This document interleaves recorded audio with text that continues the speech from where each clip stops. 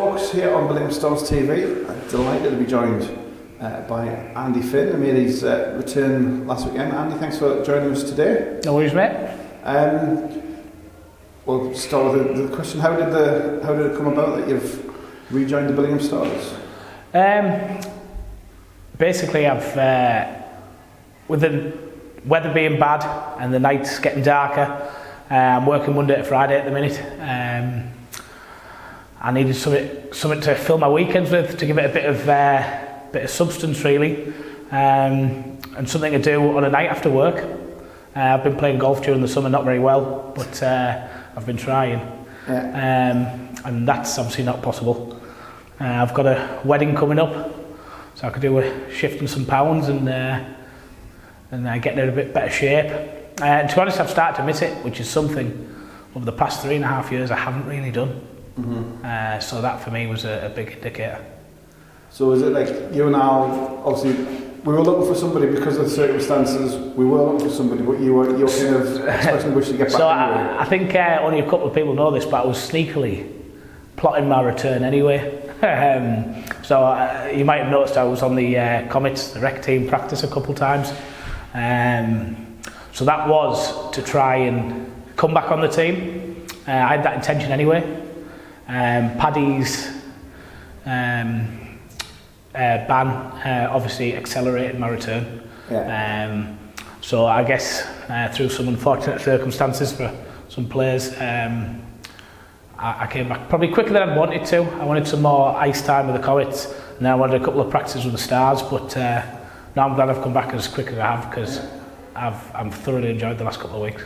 And then, so you had a couple of weeks with the training here, a couple of nights a week, and then obviously thrown into the lineup Sunday against Blackburn.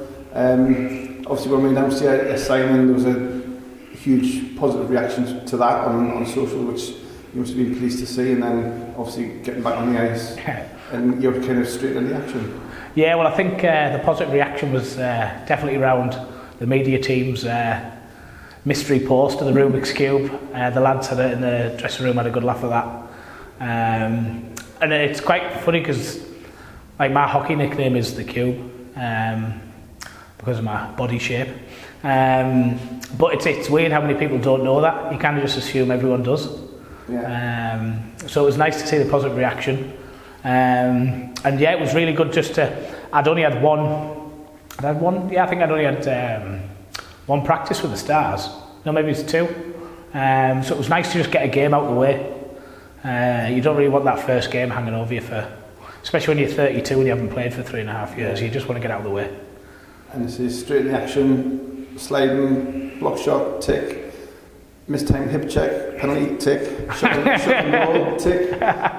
Anything else to tick off the list? Yeah, I haven't hip checked Chris Sykes yet, but there's still plenty of time for that. Hopefully it doesn't happen, because I think Sykes will kill me. But no, it was that slide was probably the best thing I did all game. And I have a rash on my belly to prove it, but I'll save that for another time. And in terms of the getting back with the guys, you know, a lot of the guys we've said over the last couple of years, it's been the room, the atmosphere, the kind of thing around the team, around the club. You've been back a couple of weeks. Have you noticed that's kind of better than it was when you left, maybe? It's just a totally different dynamic. So when we left, it was predominantly an older team. Well, when up until that last season, it got cut short. We always had I was one of the younger guys from when the Stars started up until we had to stop for COVID. And this is a really young team with some really good talented young players on. And to be honest, it's interesting to see where the team will be in like 3, 4, 5 years. It looks quite positive for the club. Yeah, the blue line in particular, a lot of young talent. But yeah, Joe Dowdle, Ben Greenhalgh, they're kind of coming through, and like you, Paddy, Rowley was when he was playing at the back, were kind of like marshalling the younger guys, perhaps. Yeah, like you said, we do have some really good young players at the back. Like it's crazy to think that Ben's only 17. But like when the last time I played, the likes of Joe Dowdle were just breaking into the team, and to see him as a key part of the team was really, really nice to see. I've been watching the games every now and then from the stands, and I think that's where you get an inkling that you probably do want to go back, because if you have too much emotions whilst watching, it's probably because you feel like you're left not on your terms. Yeah. And that was definitely another indicator as to why I wanted to come back. But it's nice to see we've got loads of young players. We've got some very good young forwards as well.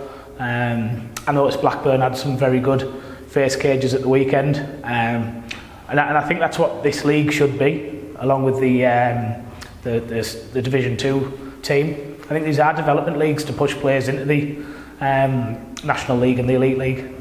Yeah, and that's certainly it's been a conscious decision after COVID for the Stars, and also bringing the Buccaneers this year with the juniors to kind of have that full pathway from juniors, Div 2, Div 1, and as we saw, Finn Braden's went away to Leeds this year, Tommy's training with Leeds, so that pathway is there, and Billingham are playing their part in it. Yeah, ultimately, it's bittersweet losing a player like Finn, but ultimately that's what a team like this is for. I know we bring a good crowd, and there are some other players on the team that could probably make that step up full time. But that's what you want to see. It shows that your junior development's doing the right thing, and it shows that giving players like Finn the opportunity and plenty of ice time does pay off, because now he's a very key member of Leeds Knight's team. Yeah. So it's nice to see. Tommy's doing well down there as well. Hopefully we don't lose him, but again, it's bittersweet if you do. I'd say that's the kind of ethos now is this development thing. Just you mentioned the crowd. Obviously, it was the first home game for 3-4 weeks on Sunday, and pretty much a full barn, which has been great to see, because the worry was when you've been away for so long, would people remember to come back? And obviously they did, and the crowds certainly noticeable over the last year or so have been going up, and huge to see that continue. It's hard to judge from the ice. Obviously, when we have a home game against Whitley, you can tell. You don't need to even know who you're playing against. You can just look upstairs and you know who you're playing against, because there's not a spare seat in the crowd. But when you're playing sort of not a local rival, I seem to feel like, just with everything that's going on, it's a lot to expect from people to give up that amount of time every week. I know we have a lot of fans that follow us around the country, especially with how expensive everything is. And it's great to see that, it looked like there was 600-700 people up there on Sunday, and it's just great to see that people are turning out.